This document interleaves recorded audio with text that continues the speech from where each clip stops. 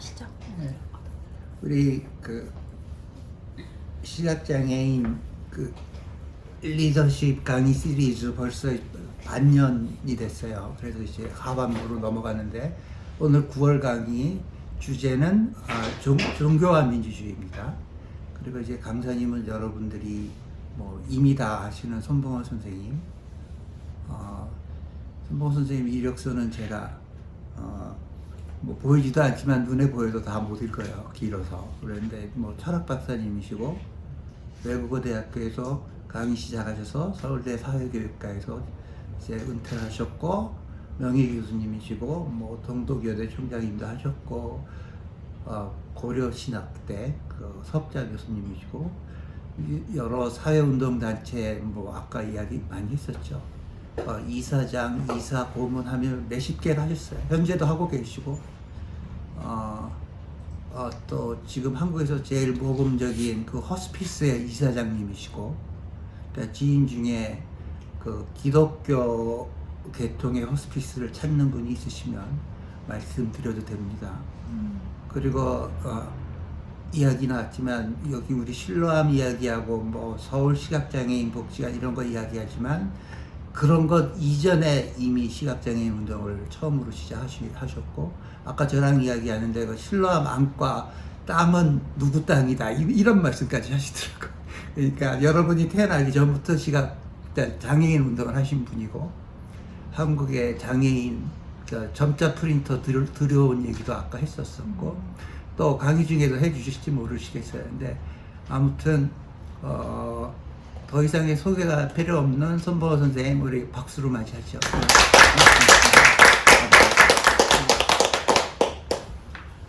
예, 오늘 여러분을 만나서 이 민주주의와 종교라는 제목으로 강의를 할 수 있게 된 것을 기쁘게 생각합니다. 저는 민주주의에 대해서는 뭐 그렇게 잘 알지를 못합니다. 우리 김 교수가 아주 전문가인데, 나는 그 기독교인이고 또 신학을 공부를 했어요. 한 3년 신학을 공부하고 지금도 가끔 또 설교도 하고 이제 그러니까 뭐 종교와 관계를 한번 좀 말해보라 우리 김 교수가 부탁을 해가지고 이 민주주의와 종교란 제목으로 뭐 제가 강의를 했습니다만은 오늘 또 여러분에게 또 몇 가지 이야기해 보겠습니다. 뭐 우리가 아는 바와 같이 이제 그 정치 제도는 뭐 여러 가지가 있지 않겠습니까? 근데 인류가 개발한 정치 제도 가운데 가장 우수한 것이 민주주의다. 이건 공감대가 이루어져 있는 것 같습니다. 가령 뭐 북한 같은 나라도 조선민주공화국이라고 그 민주자를 붙이거든요. 그러니까 민주주의는 모두가 다 적어도 그 자체로는 바람직한 거라 그렇게 생각하는 것 같습니다. 그럴 것 없이 이제 모든 인간은 차별 대우를 싫어하니까 민주주의는 원칙으로 차별 대우에 대해서 비판적이고 모든 사람은 다 평등하다는 걸 전제로 하고, 또 모든 사람은 기본 인권을 다 존중받기를 원하는데 민주주의가 그걸 매우 중요하게 생각하고, 또 자유라는 걸 우리 모두가 다 원하지 않습니까? 그런데 이 민주주의는 자유를 매우 중요시하는 그런 제도이기 때문에 당연히 그 사람들이 좋아할 수밖에 없게 돼 있죠. 해보겠습니다. 서양에서 이제 16세기부터 자연과학이 시작이 됐다고 할 수 있죠. 그리고 그 자연과학에 근거해가지고 그 테크놀로지, 과학 기술이 엄청나게 빨리 발전을 했는데, 그 과학 기술의 가장 중요한 역할이 뭔가 하니까 자연을 정복하는 겁니다. 사실 그 전에까지는 인류는 자연의 지배하에 있었다, 그렇게 말할 수 있어요. 그리고 사람은 뭐 자연에 대해서 어떻게 할 방법이 없으니까, 이건 뭐 불가항력적이었으니까 자연은 두려움의 대상이었고, 자연에는 적응할 수밖에 없었고, 심지어는 숭배하기 시작한, 그게 이제 자연이 워낙 무서운 힘을 갖고 있으니까 그렇게 했어요. 그러다가 자연과학이 발달되고 과학기술이 발달되니까 이제 자연이 비신격화됐다. 그전에는 자연이 신비로운 무서운 그런 뭐 거의 종교적인 힘을 가지고 있는 그 세력으로 그렇게 하다가 과학기술이 발달되니까 이건 우리의 정복의 대상이다. 이렇게 돼버렸단 말이에요. 그걸 우리가 넓은 의미로 세속화라고 그렇게 말합니다. 근데 그 이전까지는 사실은 전 인류는 종교의 지배하에 있었다. 그렇게 말할 수 있어요. 그러니까 종교가 매우 중요한 그런 자리를 차지했고 사람들의 세관의 형성에 결정적인 역할을 또 했습니다. 그래가지고 그때 형성된 문화적 전통이 아직까지 상당히 강하게 남아 있어가지고 세계 문화를 어떻게 분류합니까? 되게 기독교권, 불교권, 뭐 유교권, 이슬람권 이렇게 지금도 분류를 하지 않습니까? 그 말은 그 종교적 특색이 그들 문화에 상당히 남아 있다 하는 것을 말해주고 있습니다. 그래서 종교는 언제 이거 약화된 게 아니고 오히려 이제 그 크리스찬들의 경우는 수가 늘어난다고 돼 있어요. 우리 저 북반구나 뭐 한국에서는 줄어지고 있지만은 아프리카나 동남아시아, 남미 같은 데는 또 크리스찬들이 수가 늘어나서 세계 전체로 보면은 오히려 늘어나고 있습니다. 이게 이제 오늘의 종교의 뭐 일반적인 현상이라고 말할 수 있는 위치라고 말할 수 있는데, 이제 민주주의 국가들의 여러 가지 특징 가운데 하나가 종교의 자유. 그게 어떤 면에서는 민주주의의 시금석이다. 그렇게 말할 수 있어요. 종교의 자유를 허락해야 이걸 풀 디모크라시라고 할 수 있다. 그렇게 말하지 않겠나 그런 생각입니다. 뭐 형식적으로 민주적이지만은 어떤 종교가 아주 지배적이라서 다른 종교가 설 자리가 없으면은 설 자리를 허락하지 않으면 그건 좀 풀 디모크라시라고 할 수 없죠. 그래서 대개 그 풀 디모크라시를 누리는 나라는 다종교 설계될 수밖에 없다고요. 여러 종교가 종교의 자유를 누리면서 공존해야 이게 그 적어도 민주주의 국가로 인정을 받는 상황이 아닌가 그렇게 생각합니다. 그런데 이 종교도 이 정치에 영향을 끼칠 수밖에 없어요.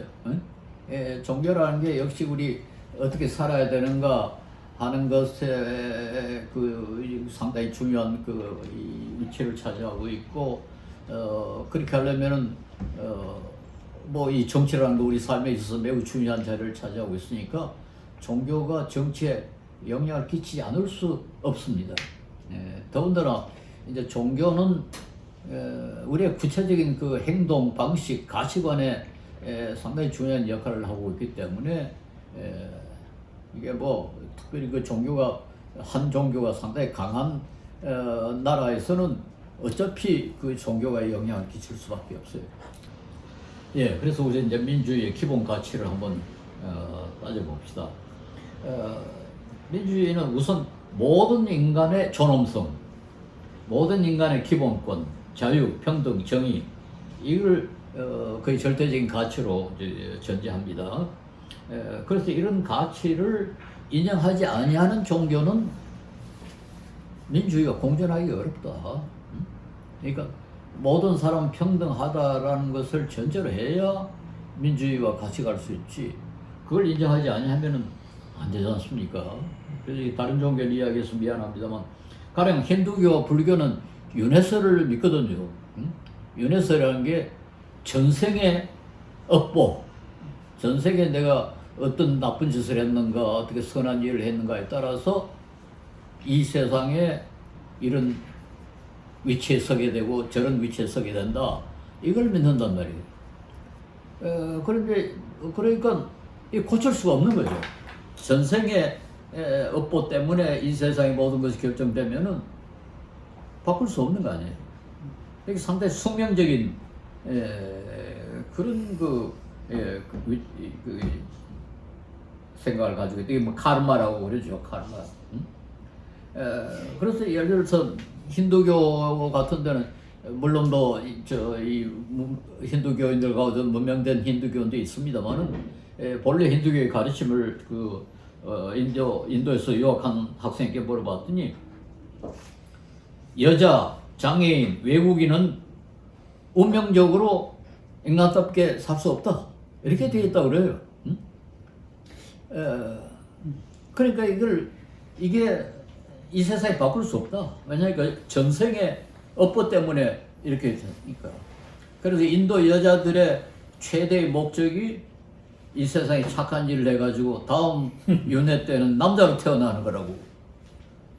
그러니 이게 인도가 좀 형식적으로 민주주의지만은 정말 민주주의가 실현되기가 어려워요. 또 이슬람교도 그래요. 이슬람도 이 코란을 갖다 너무 문자적으로 해석을 한데 그 코란이라는 게 뭐 민주주의 시대 훨씬 이전에 만들어진 거니까 그게 굉장히 또 뭐랄까 이 플렉시빌리티가 없어요. 상당히 해석의 다양성을 허약하지 않은 그런 특징을 가지고 있습니다. 그러니까 남녀 차별을 좀 탈리반 같은 데는 뭐 엄청나게 심하게 하지 않습니까? 그러니까 이게 이제 민주주의와 공존할 수가 없게 되는 거죠. 그러니까 종교와 민주주의 했을 때 어차피 이건 뭐 기독교와 민주주의밖에 뭐 말할 수 없는 이런 상황이 되어버렸어요. 물론 이제 뭐 종교라고 할 수 있는지 모르지만 유교는 비교적 계급 차별이 그렇게 심하지 않습니다. 물론 옛날에도 뭐 양반 상금 우리나라에도 그런 게 있었지만은 이상하게 유교 국가는 계급 구별이 빨리 없어져 버려요. 우리나라도 그렇고 중국도 그렇고 그래서 이상하게 유교는 비교적 민주주의와 공존할 수 있는 그런 성격을 갖고 있는데 그런데 이제 어떤 사람은 유교는 종교라고 할 수 없다 그렇게 얘기하는 사람들이 많으니까 나도 뭐 종교하라고 하기는 좀 어렵지 않나 그런 생각을 합니다. 이제 기독교는 민주주의를 배대할 아주 근본적인 교리가 있다. 근데 그게 뭔가니까 모든 사람은 하나님의 형상으로 지음을 받았다 하는 겁니다. 그러므로 사람은 짐승과 다르다. 뭐 이성이 있기 때문이다 뭐 이런 게 아니라 모든 사람 그러니까 노예를 포함한 여자를 포함한 뭐 유색이생 인종을 다 포함한 모든 사람은 하나님의 형상으로 지음을 받았기 때문에 다른 동물이나 뭐 식물과는 근본적으로 다르다. 그 대신 하나님의 형상으로 지음을 받은 사람들은 동일하게 고귀하다. 그 바탕은 성경에 있다. 이렇게 말할 수 있고 갈라디아서 3장 28절에 유명한 구절이 있죠. 너희는 유대인이나 헬라인이라 그러니까 인종의 차별, 종이나 자유인이라 노예나 지배자나 남자나 여자나 다 그리스도 예수 안에서 하나이니라 동일하다. 이건 오늘은 뭐 당연한 이야기 아니냐 했지만 이 말을 할 때 시대는 전혀 그런 것이 인정되지 않은 시대였거든요. 남자 여자 구별이 뭐 엄청났고 유대인들은 헬라인을 뭐 인간 이하로 취급을 했고 같이 식사도 안 하고 이제 그럴 때거든요. 그리고 또 노예와 뭐 주인은 엄격하게 구별을 했던 시대에 이런 말을 했다는 것은 그건 혁명적입니다. 지금은 뭐 너무나 당연하지만 원칙적으로 동일하다 이렇게 본 거죠. 제도적으로 민주주의를 주장한 사람은 장로교 뭐 교리를 장로교 교회를 시작했다는 칼빈, 우리 요즘 칼빈 합니다만 요즘은 한국 사람이 프랑스 발음대로 깔방 뭐 그러는데 어떤 그리는 뭐죠 익숙한 대로 칼빈이라고 합시다. 이분이 주장한 교리 가운데 하나가 인간의 전적 부패예요. 인간은 전적으로 부패해 있다. 죄를 지을 수밖에 없는 그런 경향을 가지고 있다는 것을 굉장히 강조를 했습니다. 그런데 그 때문에 그가 민주주의를 주장을 했어요. 왜냐하면 권력이 한 사람이나 소수에게 집중되면 반드시 부패한다. 그러므로 그걸 서로 견제하고 권력을 나누어 가질 수 있어야 부패를 막을 수 있다. 그런 주장을 16세기에 했어요.